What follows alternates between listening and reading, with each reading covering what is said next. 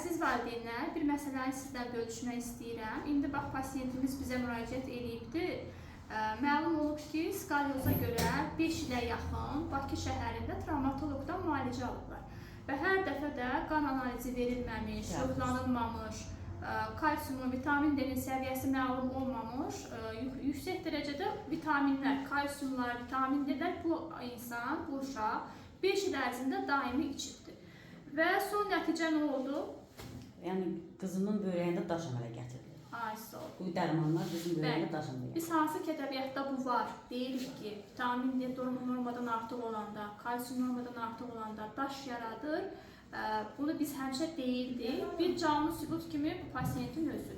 Yəni artıq 16-17 yaşlı bir pasiyentdə 8 milli daş yaradıbdır. Artıq istifadə olunan kalsiumlar, vitamin D-lər. Nəzərə alsaq ki, skalyozun müalicəsi heç bunlar deyil. Biz sadəcə yoxlayırıq, çatmamazlıq varsa əlavə edirik, yazırıq. Bunlar isə 5 il müddətində ancaq belə bir müalicə görüblər və nəticəsi isə 8 milli daş olubdur. Yəni analizsiz, diaqnozsuz heç bir müalicə mümkün deyil.